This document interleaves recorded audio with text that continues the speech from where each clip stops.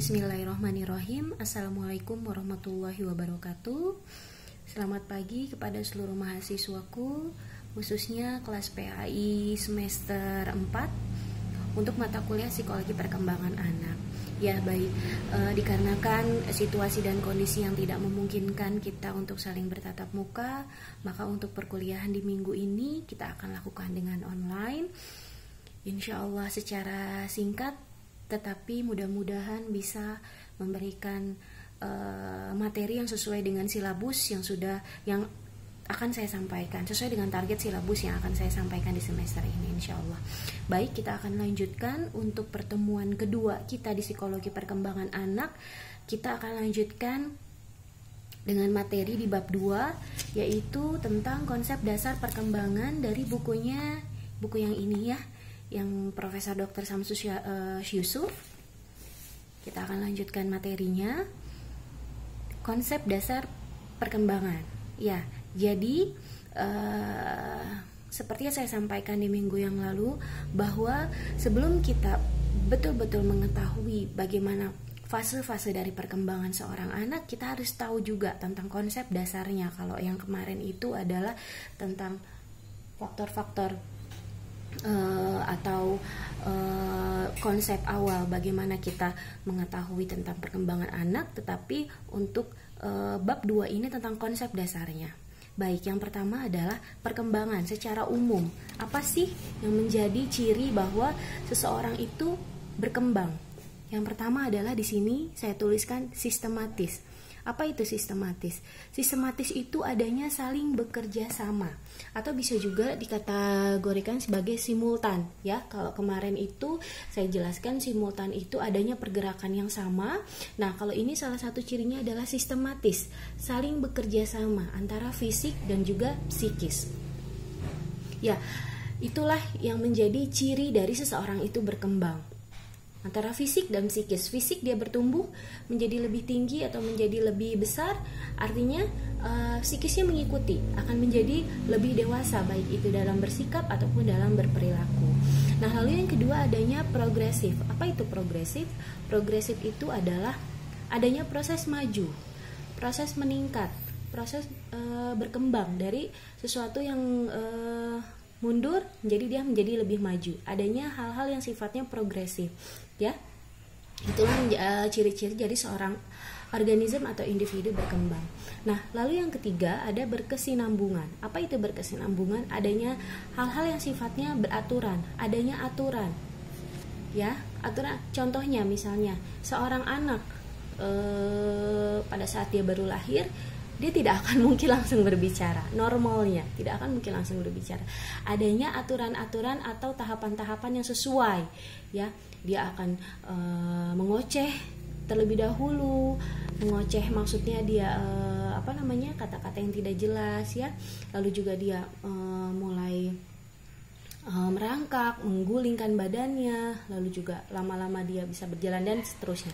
Jadi ada hal-hal atau tahap-tahap yang sifatnya berkesinambungan ya. Itulah salah satu ciri dari apa itu perkembangan ya. Kita harus tahu konsep berkembang itu seperti apa. Oh, jadi kalau orang berkembang artinya dia harus melewati 3 tahap ini atau 3 proses ini, harus ada ciri-ciri ini dalam diri seseorang. Artinya kalau misalnya kita sebagai manusia merasa oh dari usia 20 sampai 21 tahun kok saya seperti ini saja, artinya dia tidak ada perkembangan seperti dalam dirinya. Ya, itu harus hati-hati dan ini juga bisa menjadi catatan penting untuk kita sebagai seorang individu, bagaimana untuk menjalani kehidupan. Artinya kalau kita memiliki target misalnya ya di 2020 ini memiliki target, artinya kalau step-stepnya itu bisa terlewati, insya Allah kita menjadi individu yang berkembang ya. Itu menjadi poin dari ciri-ciri perkembangan ya. Kalian bisa baca lebih jelasnya di sini ya. Nah, lalu yang kedua, secara umum dalam proses perkembangan itu seorang individu akan melewati yang pertama perubahan aspek secara fisik dan psikis. Nah, ini bisa cukup jelas ya, perubahan aspek fisik dan psikis sudah akan terlihat jelas. Orang akan semakin tinggi, dari segi rambut dia akan terus bertumbuh, kuku, terus juga face wajah Itu dari fisik. Kalau dari psikis, baik itu ideologi, terus juga mental, motivasi, inovasi itu akan terus berkembang dari sisi psikis. Lalu juga kematangan dari sisi emosional, ya, kedewasaan itu berefek kepada kedewasaan, itu pasti akan berdampak. Lalu yang kedua ada perubahan aspek proporsi. Nah, proporsi itu apa? Proporsi itu merupakan bentuk yang normal, yang seharusnya dipunyai oleh seorang individu. Contohnya misalnya proporsinya kalau seorang anak usia 7 tahun, tingginya rata-rata akan ada di angka misalnya 90-100 meter. Proporsinya memang seperti, makanya kalau kita lihat anak-anak di sekolah misalnya tingginya itu rata-rata hampir sama, karena memang proporsinya sesuai dengan usianya adalah seperti itu. Ya, dari segi fisik pun sama. Tingkat kedewasaan rata-rata biasanya di usia anak misalnya itu sama. Keinginannya, motivasinya rata-rata sama, ya. Kadang ada beberapa anak yang terlihat mungkin lebih dewasa, lebih mengemong kepada teman-temannya. Ada banyak kasus juga yang sering saya temukan, yang misalnya di sekolah ada seorang anak yang sepertinya lebih menonjol. Nah, artinya mungkin dia memiliki dalam pola asuhnya di keluarganya memiliki pola asuh yang ada poin plusnya gitu, sehingga dia lebih dewasa, tapi rata-rata akan sama. Kalaupun misalnya seorang anak dia memiliki tingkat emosional, tingkat psikis yang seperti anak usia 20 tahun atau 25 tahun, nah itu artinya dia abnormal atau tidak normal, karena harus ada proporsi ya yang sesuai dengan usianya, ya, kurang lebih seperti itu. Kita sudah bicara fisik, psikis, proporsi. Nah, lalu yang ketiga adanya lenyapnya tanda-tanda lama. Lenyapnya tanda-tanda lama artinya kalau misalnya dalam proses perkembangan dia sudah mulai masuk ke tahap remaja atau masuk ke tahap anak-anak dari mulai bayi, artinya tanda-tanda lamanya itu akan hilang. Ya, contohnya misalnya kalau misalnya tahap anak-anak itu apa tandanya misal lama-lama? Biasanya ada hormon-hormon yang menandakan dia seorang anak.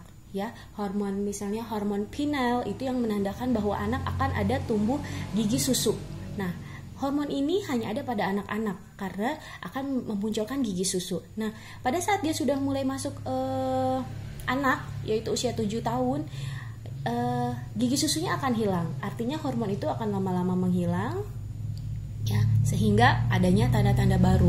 Nah, itulah secara umum termasuk pada konsep dasar perkembangan, lenyapnya tanda-tanda lama dan adanya tanda-tanda baru. Jadi jangan juga kita menilai sesuatu yang hilang, misalnya tanda atau prosesnya pada seorang anak, wah ini kok nggak ada ya prosesnya ya karena dia akan ada proses baru gitu.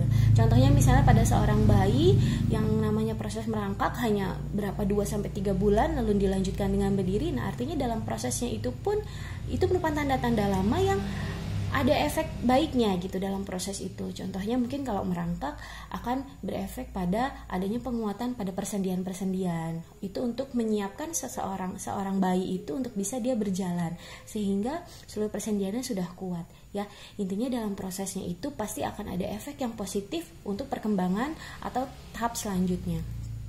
Ya, baik, itu adalah poin yang pertama dalam bukunya Profesor Syamsu Yusuf tentang perkembangan, ciri-ciri, baik juga konsep secara umumnya. Baik, kita akan lanjutkan kepada prinsip perkembangan. Ya, prinsip perkembangan itu ada 6. Yang pertama adalah never ending. Apa itu never ending? Artinya selama manusia itu hidup tidak akan ada batasannya, tidak akan ada akhirnya seseorang itu berkembang. Ya, never ending proses, tidak akan ada akhir dalam seseorang itu berkembang. Jadi intinya kalau seorang itu from birth until death itu never ending proses. Never ending proses, ya. Jadi prinsip perkembangan yang pertama, tidak akan ada proses yang berhenti dari perkembangan. Nah, lalu yang kedua, semua aspek saling mempengaruhi. Bukan hanya fisik yang hanya kita berkembang atau psikis kita yang hanya berkembang, semuanya, mental, lalu juga pemikiran, intelijensi, semuanya berkembang, ya, saling berkesinambungan, saling bersimultan. dan sebagainya. Lalu mengikuti pola dan teratur, ya yang tadi juga pada konsep yang sebelumnya saya jelaskan juga. Yang keempat, terjadi pada tempo yang berlainan. Tempo berlainan maksudnya di sini bisa disebutkan juga usia yang berlainan.